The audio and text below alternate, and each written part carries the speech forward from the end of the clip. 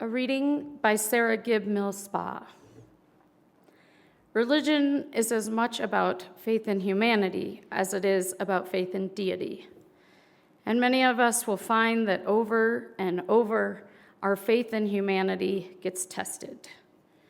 We are immersed in a culture that's deeply corrupted by selfishness, greed, and oppression-born privilege and fear. It's all too easy for us to justify the dehumanization, ostracization? Doesn't sound right, but I'm going to go on. Suffering and death of others. It's all too easy for us to devalue some human lives and feel somehow like we're still good, upstanding, moral people.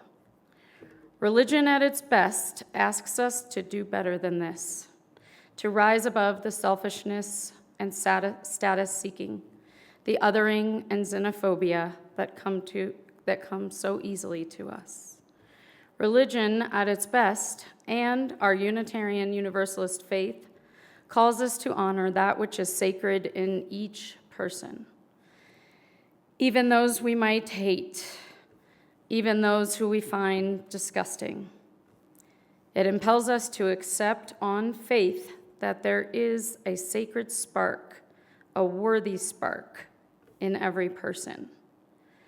This can sound mundane, but it's very radical, revolutionary even. Each person sacred, each person worthy. Accepting this on faith changes how we live. In this time when so many of us live in fear of a dehumanizing political regime, let us renew our pledge to live out those sacred and humane teachings that draw us towards compassion, love, and justice in ever-widening circles of care.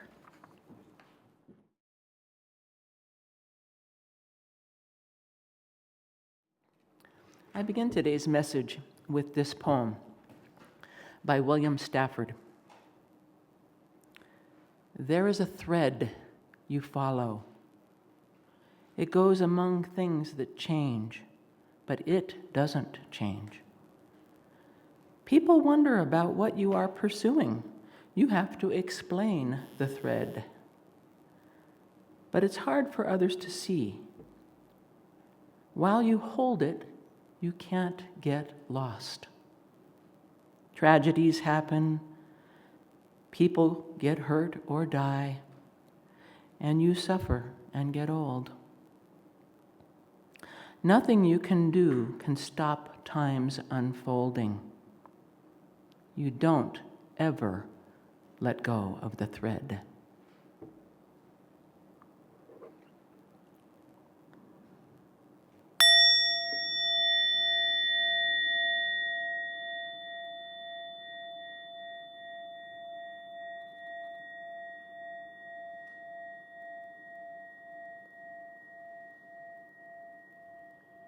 This little bell I got when I was on retreat at St. Benedict's Monastery. I can still hear it. It goes on for a very, very long time. I love the clarity of it.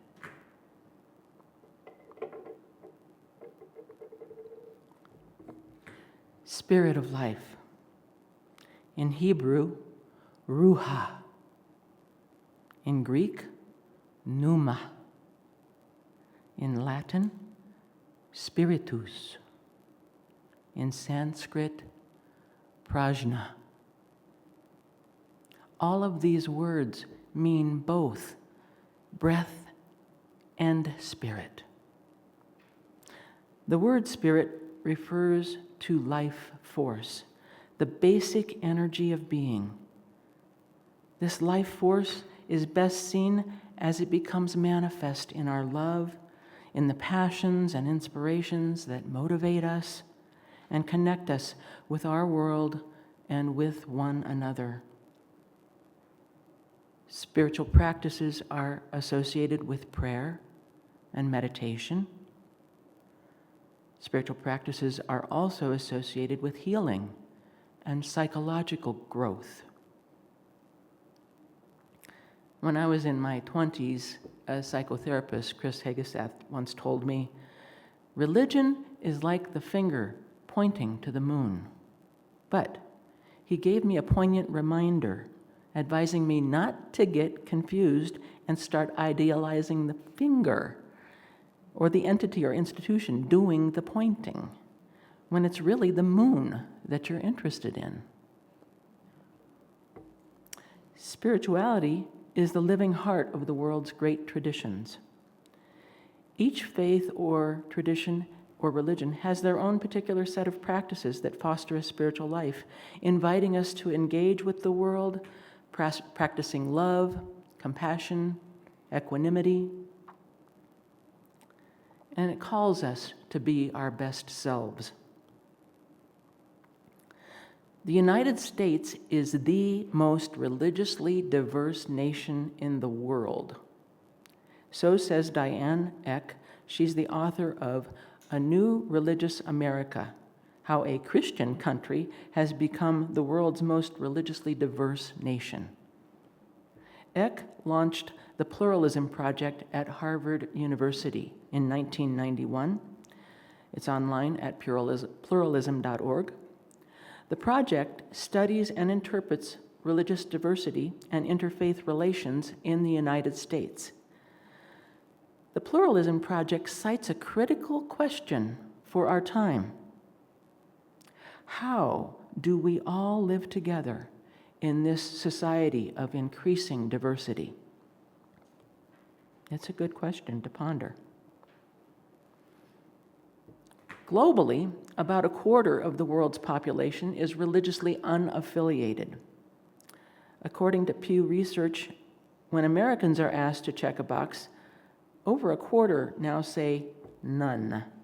These are referred to as nuns, not N-U-N-S, but N-O-N-E-S. The nuns now number has risen dramatically. In 2007, their numbers were just 16%. Now they're 28%. Most nuns believe in God or some form of a higher power, but very few attend any kind of religious service.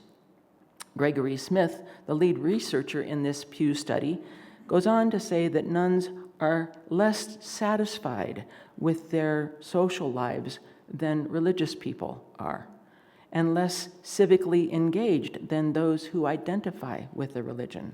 They're also less likely to vote, which I found interesting. As the UUA.org website says, love your values out loud, not alone. Our open-minded, open-hearted spiritual communities help people live lives of justice, love, learning, and hope. I'm personally very appreciative and grateful for the social connections that we have, the civic engagement that we engage in here, and learning opportunities, all available here at UUFD, and that we can be a community that also appreciates spiritual variety as well. Our Unitarian Universalist value of pluralism welcomes and affirms all the ways that spiritual seekers use their chosen spiritual practices and traditions to nurture their spiritual and moral lives. Each summer, we have offered a theme for our summer series, featuring speakers both from within the fellowship and from the community at large. This year, our summer series is titled Exploring Spiritual Paths, Windows to Enrichment. The idea for this year's theme came from a conversation last year when one of the other fellow congregants said to me, you know, all these symbols on our windows, wouldn't it be great if we had a better understanding of what these spiritual traditions represent? Yeah. Look around you. Do you know what they all mean? Well, we on the worship team thought that that was a pretty cool idea. So we sought out speakers from the various traditions. Now, the Islamic Star and Crescent over there, and the Native Hope, the quarter thing, we couldn't find those speakers in time for the series to launch, but we do hope to bring those speakers back at some time in the future.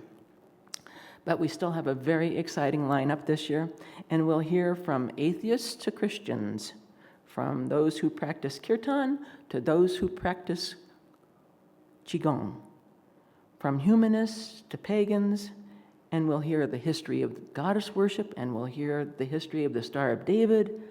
Across the breadth of these spiritual paths, this series will give us a generous sampler.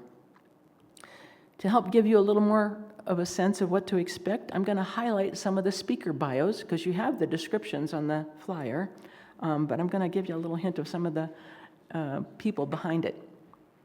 Our speaker next week is Bo Smith. Bo served as a minister in the Presbyterian Church for over 20 years. He's got a Master's of Divinity from Princeton Theological Seminary.